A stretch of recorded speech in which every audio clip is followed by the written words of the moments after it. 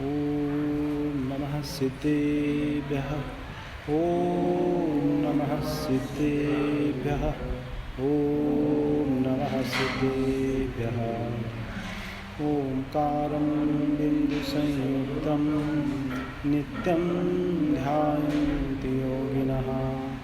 कामदं मोक्षदं चैव ओंकाराय नमः। मंगलं भगवान् वीरो मंगलं गौतमो गणिः मंगलं कुन्दकुन्दाद्यो जैनधर्मोऽस्तु मङ्गलम्। अज्ञानतिमिरान्धानां ज्ञानाञ्जनशलाकयः चक्षुरुन्मिलितं येन तस्मै श्रीगुरुवे नमः।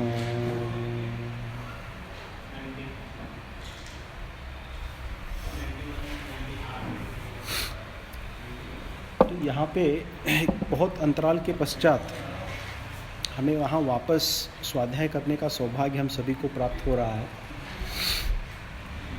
और इसमें मेरा सौभाग्य ज़्यादा विशेष है क्योंकि जिस ग्रंथ को अपन यहाँ पढ़ने जाने वाले हैं उस ग्रंथ का इंग्लिश में ट्रांसलेशन करने का सौभाग्य माँ जिनवानी की कृपा से और गुरुओं की कृपा से मुझे प्राप्त हुआ। तो आचार्य श्री पूज्यपाद द्वारा रचित इष्टोपदेश नाम का जो ग्रंथ है उस ग्रंथ का स्वाध्याय यहाँ अपन चलाएंगे। और इसके पूर्व पक्ष में आज जो अपन जो चर्चा करेंगे वो इस ग्रंथ के कर्ता और ग्रंथ की विषय वस्तु क्या है इसके बारे में अपन यहाँ आज थोड़े समय के लिए विचार करते हैं। और उसके पश्चात में फिर जो है अपन ग्रंथ का एक्चुअल स्वाध्याय शुरू करते हैं। तो मैं जब अमेरिका में था, बॉस्टन में था, तब हमें हमारे बॉस्टन जैन सेंटर से एक न्यूज़लेटर निकलता था। और उस न्यूज़लेटर में मैंने फिर किसी लोगों के सजेशन से इष्टोपदेश का ट्रांसलेशन शुरू किया। तो महीने में एक न्यूज़लेटर निकलता था। तो एक न्यूज़लेटर में एक श्लोक लेके उसका अनुवाद में करता था, संस्कृत का अनुवाद इंग्लिश में, और वो सब लोग पढ़ते थे न्यूज़लेटर में। तो उसका फीडबैक जो है लोगों से वहाँ बहुत अच्छा आने लग गया। और फिर उससे एक कल्पना ने जन्म लिया कि भाई इसका जो है हम अंग्रेजी में पूर्ण ग्रंथ का ट्रांसलेशन करेंगे। तो काम करते करते, समय निकालते, धीरे धीरे काफ़ी समय लग गया मुझे करने में। लेकिन बहुत बड़ा सौभाग्य रहा मेरा कि इस ग्रंथ को मैं पूर्ण कर पाया। सन 2015 में इसको मूडबिद्री के भट्टारक श्री चारुकीर्ति जी महाराज जूनियर जो जैना के कन्वेंशन में आए थे, अटलांटा में जो हुआ था, तो उनके हाथों से इसका विमोचन किया गया। तो यही ये ट्रांसलेशन है, ये इंग्लिश में है ना। तो वहाँ की अपनी जो समाज है, अमेरिका में रहने वाली समाज, वे सभी इंग्लिश में ज़्यादा पढ़ते हैं, है ना। स्पेशली यंग जनरेशन जो है वो सब इंग्लिश में सुनना और पढ़ना चाहते हैं। और यहाँ पे भी अभी ऐसा ही हो रहा है कि अपनी मातृभाषा लोग भूल रहे हैं और अंग्रेज़ी का प्रचार ज़्यादा हो रहा है। अब इसके लिए कुछ कर नहीं सकते अपन तो, लेकिन अगली पीढ़ी के लिए जैन ग्रंथों की जो संपदा है वो इंग्लिश में बहुत कम है, ऐसा समझो कि ना के बराबर है। लेकिन कई लोग इसमें प्रयत्न अब कर रहे हैं। देहरादून के विजय के जैन करके एक व्यक्ति हैं, उन्होंने काफ़ी इंग्लिश ग्रंथों का ट्रांसलेशन करना शुरू कर दिया है, अच्छी सरल भाषा में, डिटेल नहीं, to the point, concise translation. तो 6-7-8 ग्रंथ उन्होंने छापे हैं। फिर हमारे हाथ से आज तक जो काम हो पाया है वो 2 ग्रंथों का हो पाया है। ये इष्टोपदेश जी ग्रंथ है ये। और पिछले ईयर यहाँ पे जिनवानी पुत्र श्री ध्यान सागर जी महाराज का जो चातुर्मास हुआ था पूना में, तो उसके अंतर्गत हमने आचार्य पूज्यपाद द्वारा लिखित समाधि तंत्र जो ग्रंथ है, जो बहुत बड़ा उच्च अध्यात्म का ग्रंथ है, तो उसका ट्रांसलेशन करने का सौभाग्य मुझे हुआ प्राप्त। तो उसमें 15 महीने लगे थे मुझे, तो उसका विमोचन लास्ट ईयर पूना में हमने यही करवाया। तो इस ग्रंथ को वगैरह हमने फिर उन ग्रंथों को अमेरिका में भेज दिया काफ़ी लोगों को। यहाँ पे भी काफ़ी हमने मतलब प्रभावना के हिसाब से बांटे हैं ग्रंथ। तो इसकी भी कॉपी अभी थोड़े कुछ 60-70 कॉपियाँ बची हुई है। इसके 1000 कॉपियाँ निकाली थी हमने, तो अभी लगभग अब ख़त्म होने को आई है। तो जिनको इंग्लिश में पढ़ना है, जिनको घर में शास्त्र रखना है, ये हम जो शास्त्र निकालते हैं और पब्लिश करते हैं ये सब फ्री ऑफ कॉस्ट है। तो आप इसको ले जा सकते हैं। 10 कॉपीज़ में लेके आया हूँ, और इसके पश्चात अगर ज़्यादा भी चाहिए तो उसके भी प्रबंध अपन कर देंगे। और सरलता के लिए अच्छा, इस ग्रंथ को, इसके ऊपर एक टीका भी लिखी गई है। अपने जैन धर्म के अंदर 14वीं सदी 14th सेंचुरी 14th और 15th एक आशाधर्जी नाम के बहुत बड़े विद्वान पंडित होके गए, आशाधर्ज। तो उनका ज्ञान, जो स्वाध्यायी वर्ग है, जो बड़े बड़े मुनिराज भी हैं, वे आचार्य के कक्ष में रखने वाले ज्ञान के धारी थे वो। तो उन्होंने इष्टोपदेश के ऊपर संस्कृत में टीका रची हुई है, बहुत सुंदर टीका। तो अपन जो ये स्वाध्याय करेंगे उस टीका का आधार लेकर ये स्वाध्याय करेंगे, और उस संस्कृत टीका का भी इसके अंदर जो मैंने हर एक श्लोक के पश्चात जो डिस्क्रिप्शन दिया हुआ है, वो डिस्क्रिप्शन का आधार भी वो टीका है। जो संस्कृत में पंडित आशाधर जी ने जो टीका रची हुई है, उस टीका का आधार लेकर इस सारे संस्कृत श्लोकों को समझाया गया है। तो मूल ग्रंथ का तो ट्रांसलेशन इंग्लिश में है, उसके साथ में टीका का भी ट्रांसलेशन है। यूजुअली क्या देखा जाता है, इष्टोपदेश है ना, इन ग्रंथ का काफ़ी समय से काफ़ी लोगों ने पब्लिकेशन किया हुआ है अपनी भाषा में। ये बहुत ग्रंथ सब जगह मिलते हैं, मराठी, कन्नड़, गुजराती, हिंदी, ऑब्वियसली सब में मिलते हैं ये ग्रंथ। लेकिन टीका के अनुवाद सहित जो ग्रंथ है ना, वो मात्र अगाध से प्रकाशित है। परम श्रुत प्रभावक मंडल जो अगाध, जो श्रीमद राजचंद्र जी का है। राजचंद्र जी श्वेतांबर पंथी थे, परंतु अपने दिगंबर आचार्यों से बहुत प्रभावित थे। तो उनकी शास्त्रमाला के भीतर कई बड़े बड़े दिगंबर ग्रंथों का प्रकाशन किया गया, और उन ग्रंथों का अनुवाद करने वाले बड़े दिग्गज दिगंबर पंडित रहे। और मैं तो ये कहूँगा उनके ग्रंथ इतने अच्छे हैं कि ऐसे ग्रंथ अपने दिगंबरों के इसमें भी देखने को नहीं मिलते हैं। उन्होंने कोई छेड़छाड़ नहीं करी है मूल ग्रंथ के साथ, उसके अर्थ के साथ, भावार्थ के साथ, कुछ भी नहीं। तो मैं ये कहना चाहता था कि इष्टोपदेश का जो प्रॉपर जो कॉन्टेक्सचुअल ग्रंथ है, जिसमें मूल ग्रंथ, मूल पाठ और उसके बाद संस्कृत टीका और उसका अर्थ, ये मात्र अगाध से पब्लिश हुआ है। तो उसको मैं लाने की कोशिश करूँगा। एक 10, 12, 15 कॉपीज़ अपन यहाँ अवेलेबल करेंगे, और उसके हिसाब से अपन यहाँ स्वाध्याय कराएंगे। हाँ, in the mean time, right, जैसे बहुत से प्रकाशित ग्रंथ इष्टोपदेश जी हुए हैं, ऐसे छोटे छोटे फॉर्म में हुए हैं। जैसे कैसे कि श्लोक है और फिर श्लोक का अर्थ यहाँ दे दिया सरल शब्दों में, हिंदी में। तो ऐसे 2 कॉपीज़ मेरे पास हैं। तो आप है ना इसको, ये आउट ऑफ प्रिंट है अभी, तो आप अगर इसको ज़ेरॉक्स कॉपी करा के 15-20 कॉपी अगर अवेलेबल करते हैं तो सबके लिए रेफ़र करने को अच्छा हो जाएगा। जब अपन श्लोक शुरू करेंगे ना, तो सबके सामने ये होना चाहिए कौन से श्लोक से अपन पढ़ रहे हैं और उसका अर्थ क्या है ना। तो आप ये बाद में ले जाए। हाँ, अपन इस हाँ हो जाएगा। और ये छोटे भी हैं, ज़्यादा बड़ा नहीं है, क्योंकि एक्सप्लेनेशन नहीं है, इसीलिए इसके अंदर एक्सप्लेनेशन है। हाँ, अपन बात करेंगे ना, ग्रंथ की तो बात करेंगे। अब ये जो देखो टीका के साथ में ये सब बनाया हुआ है, so this is running into about 90 pages, 90 page का है ये। तो ये थोड़ा बड़ा है, बट टीका को छोड़कर मूल अर्थ सहित अगर ग्रहण किया तो ये कितना है, देखिए 18 पेज, 19 पेज का है। तो ये तो हुआ जो अपनी प्रोसेस थी उसके बारे में। तो अभी अपना आज का जो समय है, इस समय में क्या करेंगे अपन? दो चीज़ें बात करेंगे। एक तो कर्ता, ग्रंथकर्ता, और फिर ग्रंथ। ग्रंथ को समझने के पहले ग्रंथकर्ता को समझना ज़रूरी है। जिनकी प्रज्ञा छैनी से ये ग्रंथ निकला हुआ है, उनका व्यक्तित्व कितना महान था, ये हमको पहले समझना चाहिए। जब आपको ग्रंथकर्ता के प्रति श्रद्धा बढ़ेगी, श्रद्धा उत्पन्न होगी, विनय उत्पन्न होगा, एक सम्मान आएगा, तो जो आचार्य हमको बताने वाले हैं उसको पढ़ने का, समझने का बहुत इंटरेस्ट अंदर से जाग जाएगा, है ना। तो इसीलिए ग्रंथ के कर्ता को समझना उतना ही महत्वपूर्ण है।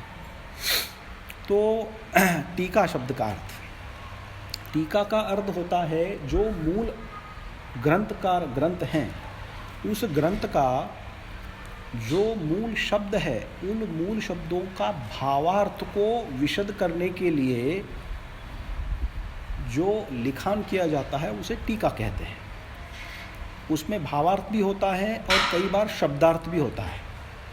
जब शब्दार्थ सहित टीका होती है तो उसका नाम कहते हैं वृत्ति। वृत्ति संस्कृत का, हाँ, संस्कृत में उसे वृत्ति कहते हैं।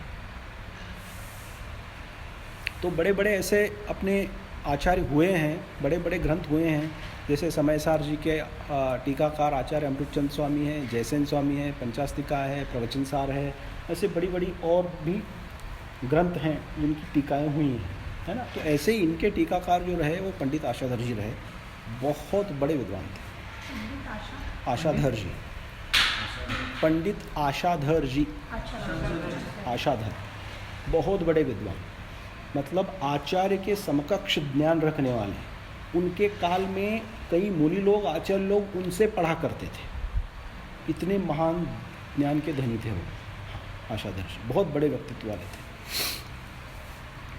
तो अब अपन मुड़ते हैं ग्रंथकर्ता की तरफ से। तो इस ग्रंथ के कर्ता महान पूर्वाचार्य आचार्य श्री पूज्यपाद स्वामी हैं। आपने नाम सुना होगा आचार्य पूज्यपाद जी का, सुना है? उनके व्यक्तित्व के बारे में आपको पता है? बहुत बड़े महान दिग्गज आचार्य थे, जैनाचार्य, है ना। तो इनको आचार्य कुंद, आचार्य समंतभद्र, इनकी समकक्ष श्रेणी में आने वाले आचार्य हैं। यानी जैन धर्म के दिग्गज आचार्य जो कहा जाता है, उन दिग्गज आचार्यों में इनका नाम है। वैसे हमारे सभी आचार्य बहुत प्रज्ञावान और बहुत बड़े ज्ञान के धनी थे, लेकिन उसमें भी ऐसे कुछ आचार्य थे जो बहुत विशेषता लिए हुए थे, जैसे आचार्य कुंद, आचार्य समंतभद्र, आचार्य अकलंक देव, ऐसे ही आचार्य पूज्यपाद स्वामी। ये मतलब इनका जो कर्तृत्व है वो इतना बड़ा है और इनकी छाप जिन धर्म के ऊपर इतनी बड़ी है, बहुत ज़बरदस्त है। कर्नाटक के भीतर, अभी के कर्नाटक के भीतर इनका जन्म हुआ 5th सेंचुरी में, 5th सेंचुरी एडी, 5वीं शताब्दी के ये आचार्य रहे। इनकी जो लिखान की शैली है, इसके ऊपर आचार्य कुंद का और आचार्य समंतभद्र का गहरा प्रभाव पाया जाता है। ऐसे कितने श्लोक हैं जो आचार्य कुंद के जो अष्टपाहुड़ जी हैं, अष्टपाहुड़ जी में जो 8 पाहुड़ लिखे गए हैं, उन पाहुड़ों से बहुत मिलते जुलते श्लोक इसमें पाए जाते हैं। समाधि तंत्र के भीतर ज़्यादा पाए जाते हैं, इसमें भी कई हैं। तो उनकी समकक्षता को रखने वाले ये आचार्य थे, बहुत बड़े आचार्य थे। इनका जन्म ब्राह्मण के कुटुंब में हुआ था। विशेष बात, इनकी माता जो थी उनका नाम था श्रीदेवी जी और पिता का नाम था माधव भट्ट। तो पिता ब्राह्मण थे, तब के ब्राह्मण सभी शुद्ध ब्राह्मण हुआ करते थे, आता सगळे बाटलेले आहेत। हमारे इतने फ्रेंड्स हैं, पूना में मैं सीए करता था तब, हमारे सब जैन सब फ्रेंड्स जो थे सब ब्राह्मण फ्रेंड्स। मुझे एक भी वेजिटेरियन ब्राह्मण आज तक नहीं मिला, प्योर वेजिटेरियन। लेकिन एक ज़माना ऐसा था, ब्राह्मण अहिंसक के पुजारी हुआ करते थे। जो वर्ण व्यवस्था आदि पुराण के भीतर बताई थी, आदि पुराण के वर्ण व्यवस्था के अनुसार ब्राह्मण जो थे वो अहिंसक के महान पुजारी रहा करते थे। चलिए खैर वो बात अलग है। तो ये इनका भी जन्म जो है ये ब्राह्मण कुटुंब में हुआ था, लेकिन इनकी माता जैन मत की थी। तो इनकी माता के प्रभाव से इनके पिता ने भी जैन धर्म को स्वीकार लिया, तो वो सब जैन हो गए।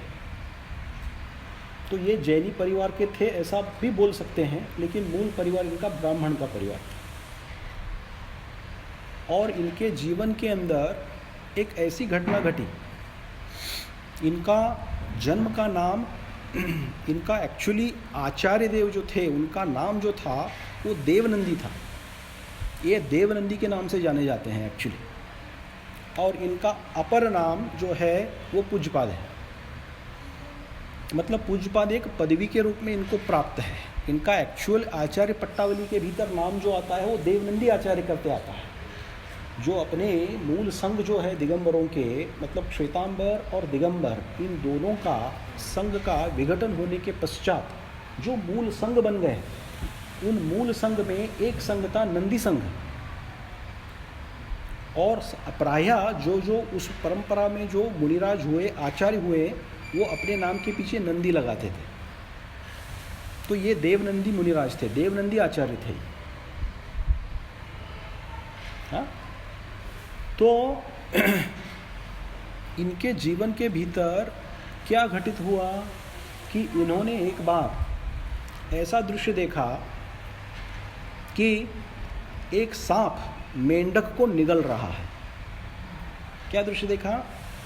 सांप जो है मेंढक को निगल रहा है, उनके मुंह में फंसा हुआ है, तड़फ रहा है, बाहर आने की कोशिश कर रहा है, सांप छोड़ नहीं रहा है उसको वो निगल लेता है।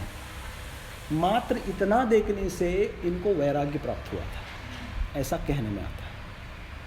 इनके वैराग्य का बहिरंग कारण ये था। मतलब कोई भी इंसिडेंट जब होता है, राइट, वो आदमी को कैसे अफेक्ट करता है ये कोई बोल नहीं सकता। कौन सा चीज़ वैराग्य का बीज कहाँ छुपा हुआ है और किसको वैराग्य कब प्राप्त हो, nobody can predict, nobody can say. आदि पुराण जी के भीतर कहते हैं भरत चक्रवर्ती को वैराग्य पहली बार कब प्राप्त हुआ था, तो उन्होंने अपने सुंदर बालों में उनको एक बाल सफ़ेद दिखा, उनको एक सफ़ेद बाल दिखने से उनको वैराग्य प्राप्त हुआ था। तो ये अंतरंग में उनका जो विशुद्धि है वो विशुद्धि को ये बताता है कि चक्रवर्ती होने के बावजूद भी अंतरंग परिणामों से कितने विशुद्ध थे वो। और अपनी क्या दशा है, अपनी दशा के बारे में अपन कुछ नहीं बोल सकते, नहीं। तो इनके जीवन के भीतर वो दृश्य देखने से इनको वैराग्य की प्राप्ति हुई। फिर ये गुरु चरणों में गए और फिर वहाँ से उन्होंने दीक्षा स्वीकार कर ली। ये इतनी तेज बुद्धि के धारक थे, तो इनको जिनेंद्र बुद्धि भी कहा जाता है। इसीलिए क्या कहा, इनकी कक्षता बहुत बड़ी है जैन धर्म में। ये कुंद से कम नहीं है, समंतभद्र से कम नहीं है, इनकी छाप बहुत ज़बरदस्त है जैन वाङ्मय में। तो इनको जिनेंद्र बुद्धि भी कहते हैं। मतलब आप देखो कितने बड़े बुद्धि के धारक रहे होंगे ये आचार्य।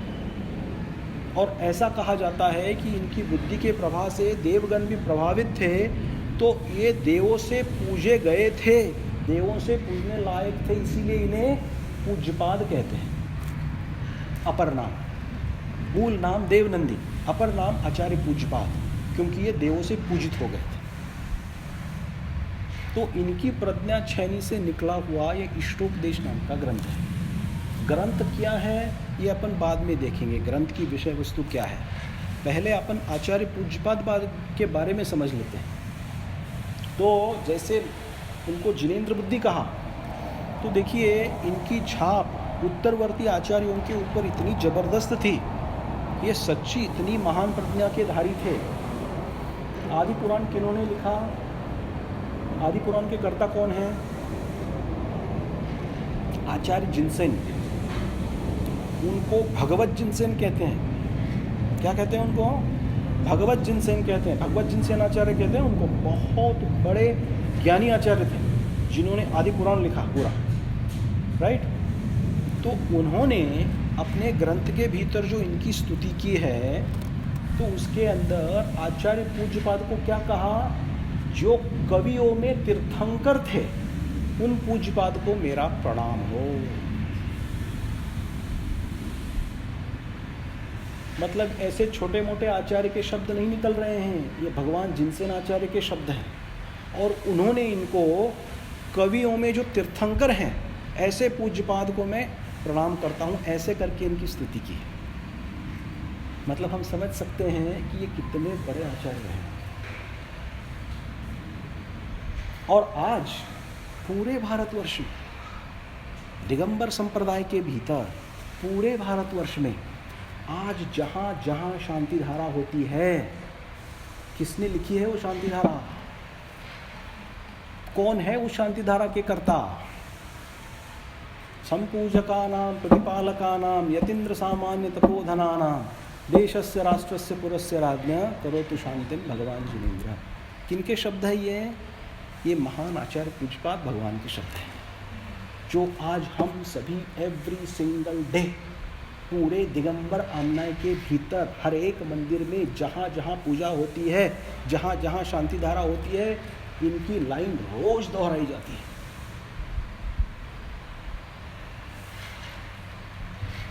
फिर इसके पहले जो शांति भक्ति है, वो शांति भक्ति भी इन्होंने ही लिखी है। शांति जिनम शशि निर्मल वक्त्रम शील गुण व्रत संयम पात्रम अष्टशतार्चित लक्षण गात्रम नौमि जिनोत्तम मंबुज नेत्रम। ये मुख्य सूत्र जो है संस्कृत में है, इसका हिंदी में ट्रांसलेशन करके अभी हिंदी की जो पूजा ये बनी है शांति धारा, इसके पहले ये पढ़ते हैं। लेकिन मूल जो श्लोक लिखा हुआ है, मूल जो शांति धारा का जो शांति पाठ लिखा हुआ है, उसके भी कर्ता हमारे पूज्य आचार्य भगवान पूज्यपाद स्वामी हैं, जो हर एक मंदिर में हर एक खोज करते हैं। अच्छा, अभी के काल में, इस काल में, पूर्व काल में भी उनके होने के बाद हमारे मुनि संघ के भीतर भक्तियां पढ़ी जाती हैं। क्या पढ़ी जाती हैं? भक्तियां पढ़ी जाती हैं। कौन कौन सी भक्ति पढ़ते हैं मुनिराज? सिद्ध भक्ति, श्रुत भक्ति, योगी भक्ति, निर्वाण भक्ति, समाधि भक्ति, चैत्य भक्ति, नंदीश्वर भक्ति, ऐसे 10 भक्तियां हैं। तो इन 10 भक्तियों के कर्ता कौन है? आचार्य पूज्यपाद भगवान हैं। सोचो आप, इनका कंट्रीब्यूशन कितना जबरदस्त है जैन धर्म के वाङ्मय के अंदर। इसको आप हृदय में अगर धारण करोगे तो इस ग्रंथ को समझना बहुत आसान हो जाएगा। तो आज के पंचम काल के सारे संघ, सारे आचार्य, सारे मुनि जो कुछ भी भक्तियां संस्कृत के भीतर करते हैं, प्राकृत भक्तियां आचार्य कुंद कुंद स्वामी ने लिखी हुई है, वो अलग है, वो भी ऐसी ही भक्तियां हैं लेकिन वो प्राकृत में है। लेकिन आज संघों के भीतर जो भक्तियां, 10 भक्तियां पढ़ी जाती है, उनके कर्ता आचार्य पूज्यपाद भगवान हैं, उनकी ही भक्तियां सब पढ़ते हैं। इतने महान है ये आचार्य। शांति धारा जो बोलते हैं वो इन्होंने इसी ग्रंथ में लिखी है? नहीं, अलग है, अलग है, इस ग्रंथ का भाग नहीं है। मतलब इष्टोपदेश छोड़ के बाकी भी उनके बहुत सारे ग्रंथ हैं। बहुत हैं, बहुत हैं, हाँ, इनका छाप बहुत बड़ा है। तो मैं क्या बोल रहा था, हाँ, कि शांति धारा, शांति भक्ति और शांति धारा और उसके अंतर्गत में स्तुतियाँ, ये सारे 10 भक्ति की सारी स्तुतियाँ पूज्यपाद भगवान ने लिखी हुई है, आचार्य पूज्यपाद स्वामी ने लिखी हुई है। बहुत ज़बरदस्त हैं सब स्तुतियाँ। सब देखो, जो मुनिराज रहते हैं उनको 6 आवश्यक रहते हैं, रोज़ उनको करना ही पड़ता है, ये भक्तियाँ उनको रोज़ बोलनी पड़ती है। तो बताओ कितना बड़ा उपकार उन्होंने आज मुनि संघ को किया हुआ है। हम तो बहुत छोटे लोग हैं, अपन तो श्रावक लोग हैं, मुनियों का भी उन्होंने कितना उपकार किया है पूज्यपाद भगवान ने।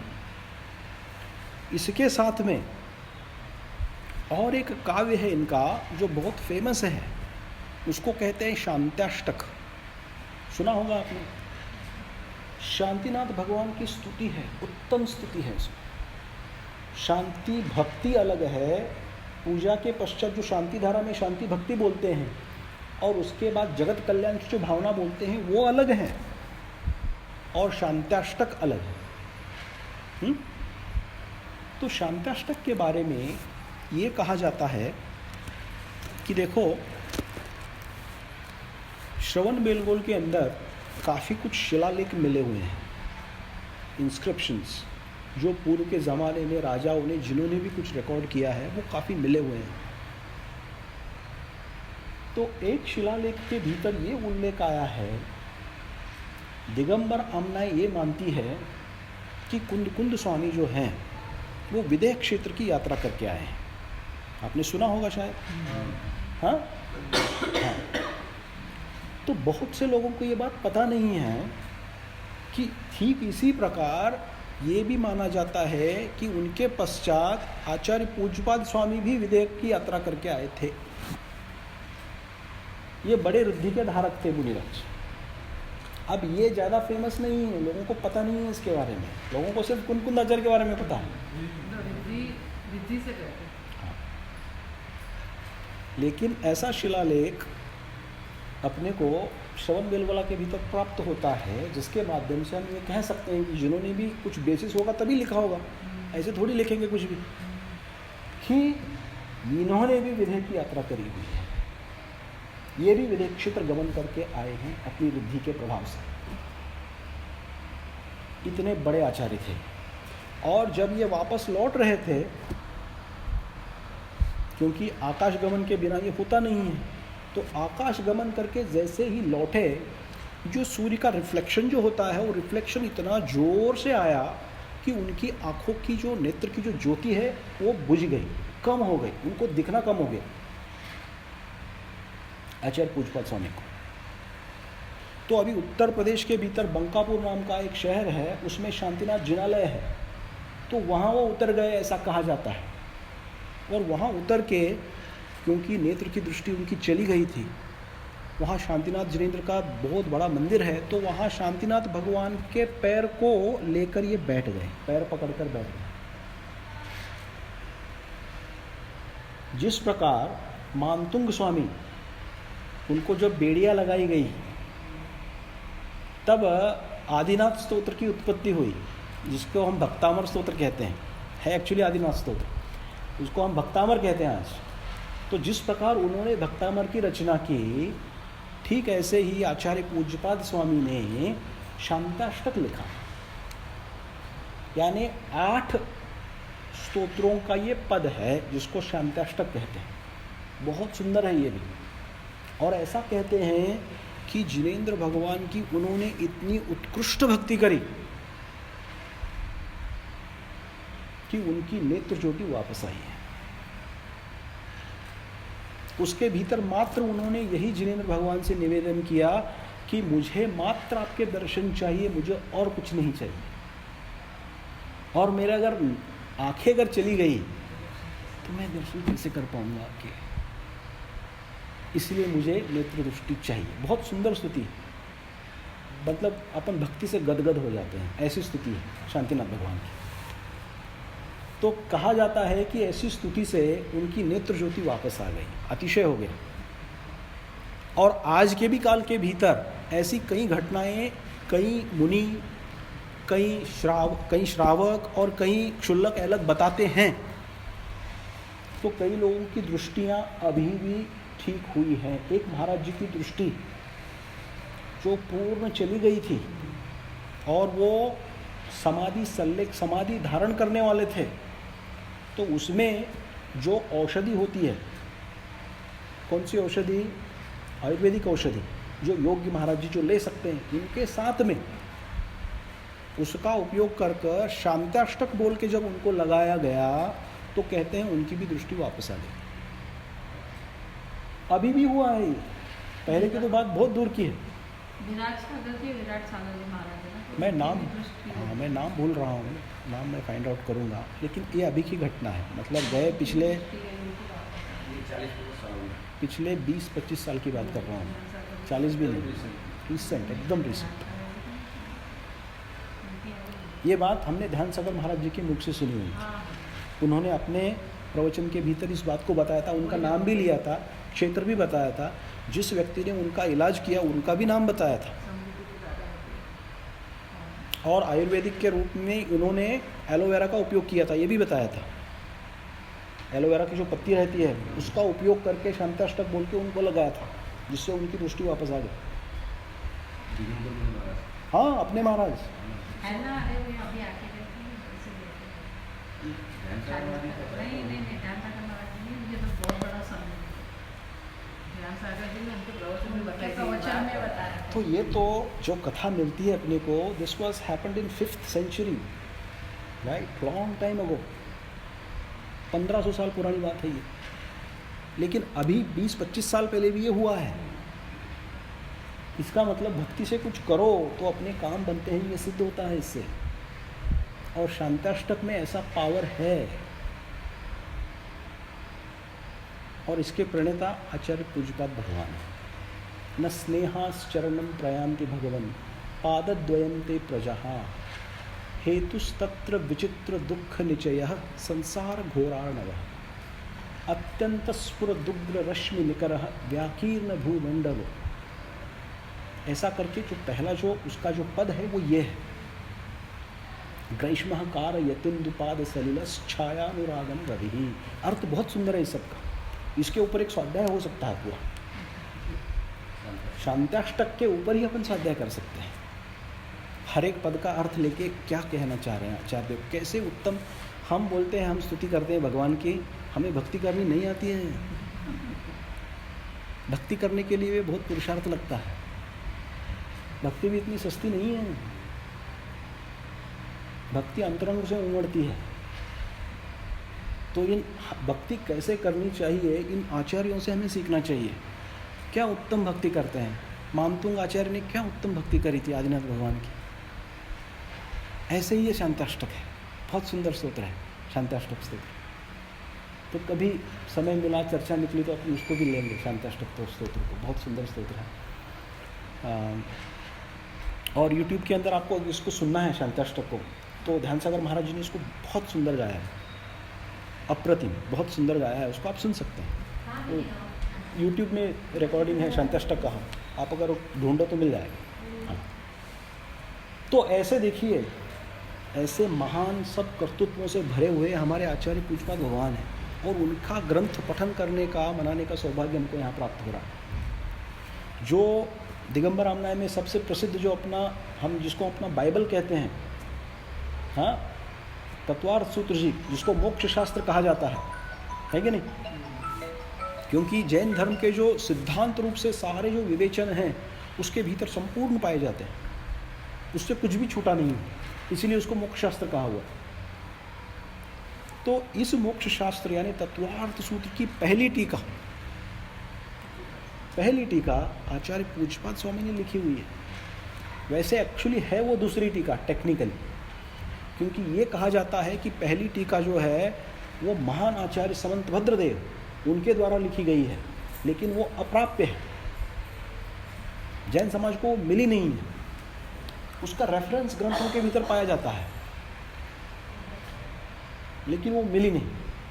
उसको ढूंढने के बहुत प्रयास किए गए, जर्मनी तक लोग गए उसको ढूंढने के लिए, क्योंकि जर्मनी लोगों ने अभ्यास के लिए अपने जैन ग्रंथों को काफ़ी यहाँ से लेके गए हैं हमारे ग्रंथ, और वहाँ उनका अभ्यास भी चलता है। यूनिवर्सिटी में लेक्चर्स भी देते हैं जैनिज़्म के ऊपर, काफ़ी विद्वान बने हुए हैं वहाँ पे। एक विद्वान को मैं पर्सनली जानता हूँ, जर्मनी के एक विद्वान है, तो वहाँ तक लोग जाके आए हैं, नहीं मिला। लेकिन तो ठीक है, नहीं मिला, उसको छोड़ दो, गंधहस्ती महाभाष्य नाम है उसका, लेकिन वो जो मिला है उसमें ये पहला ग्रंथ है। फिर इसको कहते हैं सर्वार्थ सिद्धि। तो सर्वार्थ सिद्धि नाम की टीका, तत्वार्थ सूत्र जी की टीका लिखने वाले ये हमारे महान आचार्य पूज्यपाद भगवान। देखो कितना उपकार है। और उन्होंने टीका करने के बाद उनके तत्वार्थ वृत्ति के ऊपर टीका करने वाले काफ़ी आचार्य होके गए, उन सब ने आचार्य पूज्यपाद का अनुकरण किया है। मतलब वो ही मूल टीका है, अगर वो नहीं लिखते तो तत्वार्थ सूत्र समझ ही नहीं आता। क्योंकि तत्वार्थ सूत्र है ना। सूत्र का अर्थ क्या होता है? कम से कम शब्दों में ज़्यादा से ज़्यादा शब्द भर के जो लिखा जाता है उसको कहते हैं सूत्र। तो उनको समझाने वाले फिर कौन मिलते थे? तो ये भी काम आचार्य पूज्यपाद जी ने किया है। और इसकी श्लोक की जो टीका है 8000 श्लोक प्रमाण टीका है वो, सर्वार्थ सिद्धि।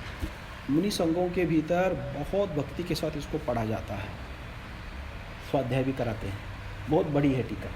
इसका स्वाध्याय करने का सौभाग्य हमको प्राप्त हुआ। बहुत समय हो गया उसको करके, लेकिन हमको 1 साल लगा पूरा इसको करने में, स्वाध्याय करने में, सर्वार्थ सिद्धि का स्वाध्याय करने में।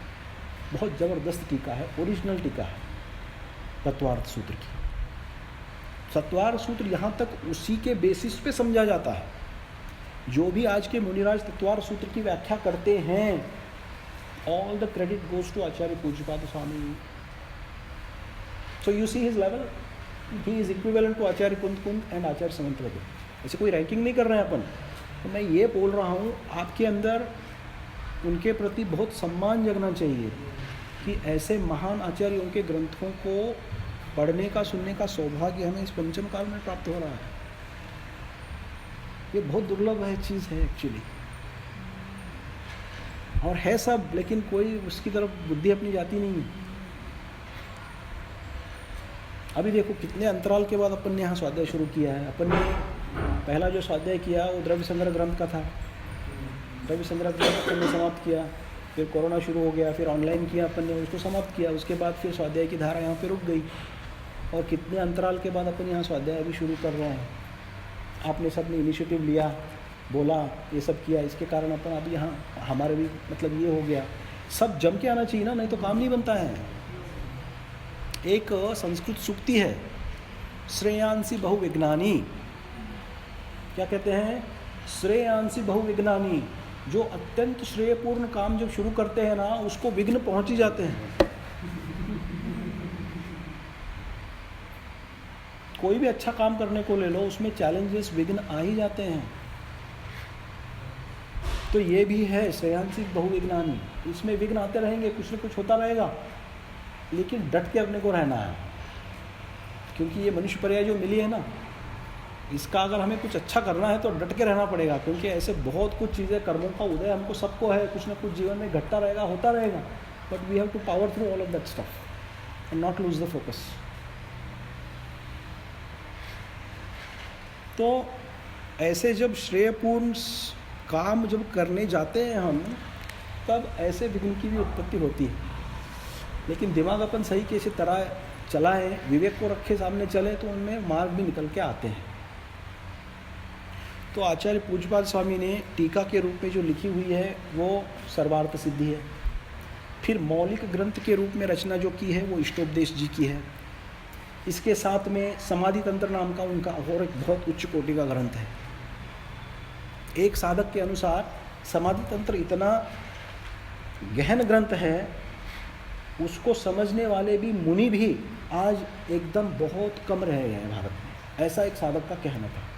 क्योंकि हमने उसको बहुत श्रेय लिया, काम लिया, बहुत रिसर्च बहुत किया, 15 महीने बिताए मैंने इसके ऊपर। और है ही सचमुच में ऐसा ग्रंथ है वो।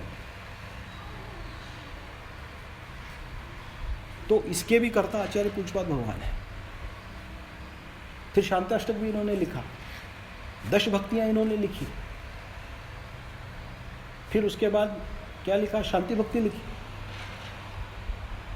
तो आप देखो, और इसको छोड़ के न्याय और व्याकरण के भी बहुत बड़े आचार्य रहे हैं। व्याकरण के अंदर जैनेन्द्र व्याकरण नाम का एक बहुत बड़ा ग्रंथ है, जिस ग्रंथ की रचना आचार्य पूज्यपाद स्वामी ने की है। और कहते हैं कि ये बहुत बड़े आयुर्वेदाचार्य भी रहे हैं। उसके ऊपर कौन सा ग्रंथ लिखा है वो तो पता नहीं है, लेकिन आयुर्वेद के भी ये ज्ञाता थे। मतलब इन सबको आप अगर मिला के देखो ना, तो इसीलिए आचार्य जिनसेन स्वामी ने इनको क्या कहा? कवियों में जो तीर्थंकर हैं, ऐसे आचार्य पूज्यपाद स्वामी। यानी इनका व्यक्तित्व जो था वो सर्वांगीण था। सिद्धांत ग्रंथ के ऊपर लिखा, अध्यात्म ग्रंथ के ऊपर लिखा, भक्ति को लिखा, स्तोत्र को लिखा, स्तुतियों को लिखा, व्याकरण को लिखा। ऐसी कोई चीज़ ही नहीं है जिनके ऊपर इन्होंने अपनी लेखनी नहीं चलाई। और एक दो ऐसे और भी ग्रंथ हैं। अभी इस इंट्रोडक्शन के भीतर हमने जो रिसर्च किया था उसके हिसाब से मैं बोल रहा हूँ ये सब।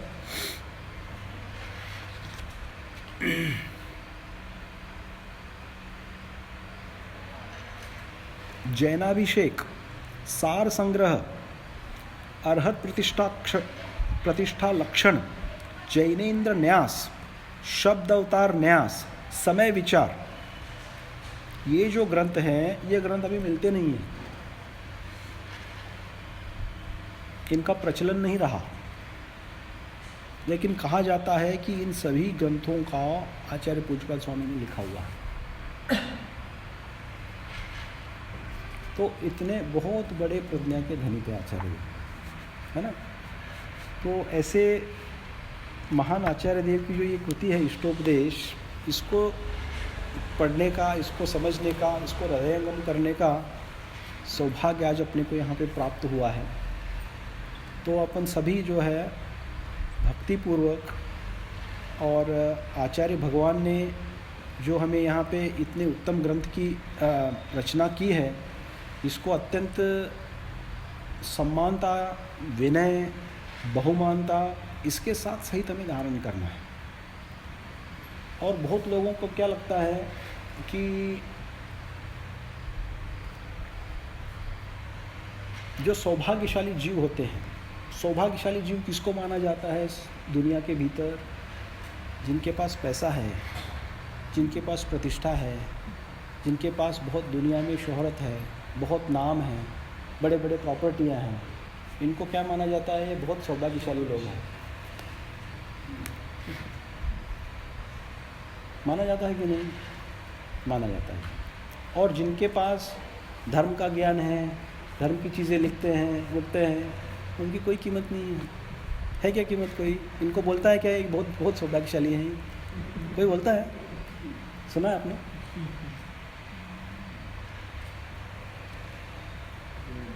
तो सोचना पड़ेगा कि सच्ची में सौभाग्यशाली कौन है।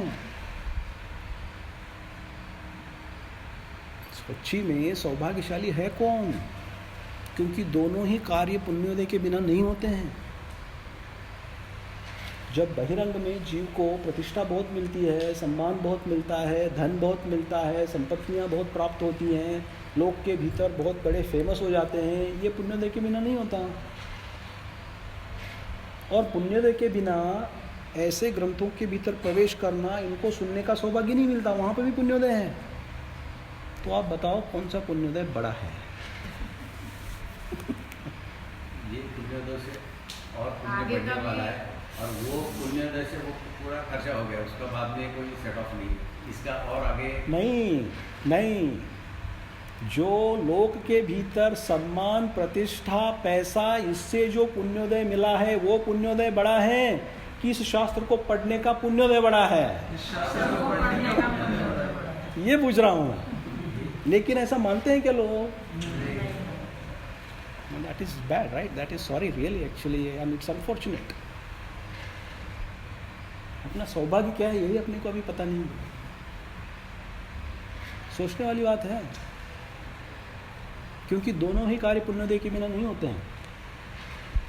जो बहिरंग में पुण्योदय के कारण जो संपत्तियां लोगों को प्राप्त होती है, उसमें सिद्धांत की अपेक्षा से सातावेदनीय कर्म का उदय होता है। और क्या उसके साथ में क्या होना चाहिए?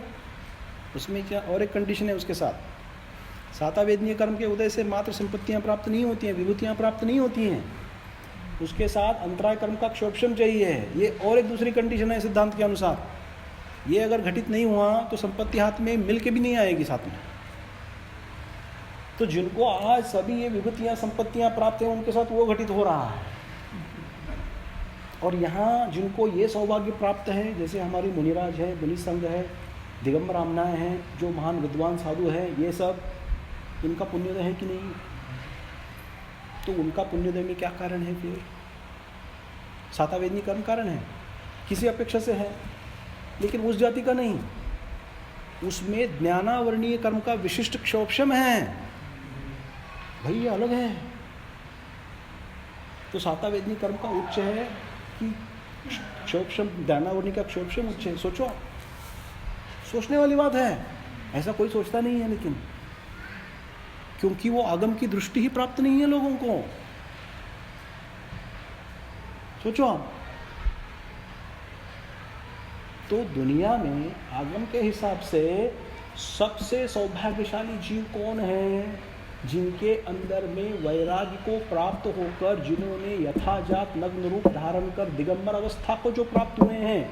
आज पंचम काल में इस भारत में जो साधु विचरण करते हैं, सभी साधु, वे सच्चे सौभाग्यशाली हैं। याद रखना इस चीज को। अनिल अंबानी, मुकेश अंबानी और टाटा बिरला, इनको सौभाग्यशाली मत समझना, फिर जैन धर्म समझा नहीं आपको अभी। फिर वो सौभाग्यशाली दूसरी अपेक्षा से हैं, सच्चा सौभाग्य तो ये है। तो कोई व्यक्ति गरीब भी रह सकता है, निर्धन भी रह सकता है, उसकी आय कम भी रह सकती है, सब कुछ हो सकता है, लेकिन अगर उसके पास जिनवानी का ज्ञान रूपी धन है, उससे बड़ा धनवान कोई जीव इस दुनिया में नहीं है। आई रही क्या बात समझ में आपको? ये वस्तु स्थिति है एक्चुअली आगम के अनुसार से, लेकिन हम क्या भ्रांतियां पाल के चलते हैं जीवन में। क्योंकि वो ज्ञान रूपी धन जो ऐसा है उसके पास, अगर यथार्थ रूप से सच्चा में उसने ज्ञान को कमाया है, तो भव भव के दुखों को काटने वाला ज्ञान है उसके पास। और ये बाहर में मिलने वाला पैसा, ये क्या है? ये मात्र तृष्णा को बढ़ाने वाला साधन है और कुछ नहीं है ये। तो बताओ ये सौभाग्य कैसे हुआ? जिस धन, शोहरत, इज्जत, पैसा मिलने से व्यक्ति पाप कार्य में ज्यादा प्रवृत्त होता है, वो सौभाग्य कैसा?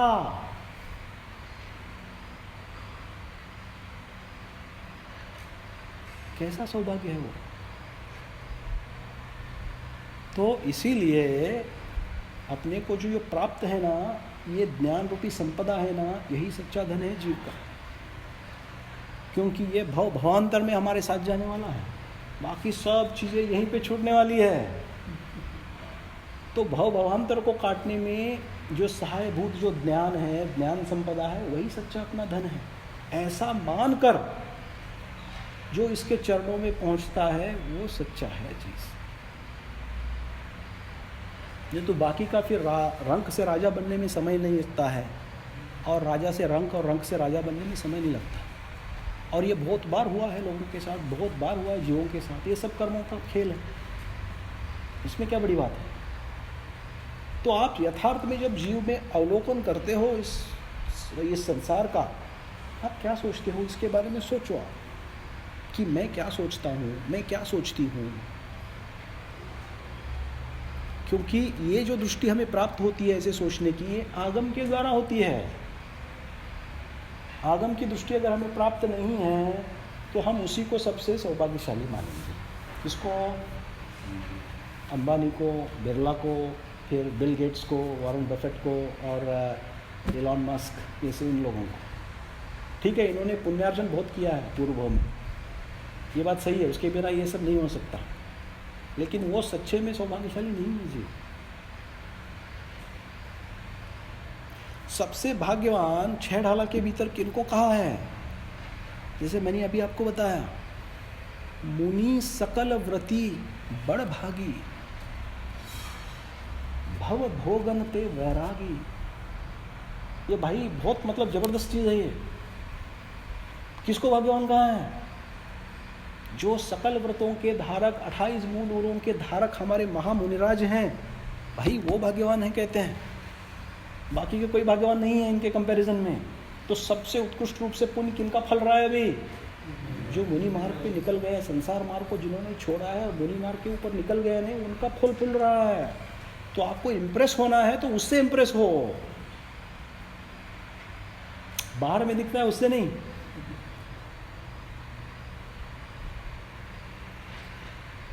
तो ये दृष्टि कहाँ से प्राप्त होती है?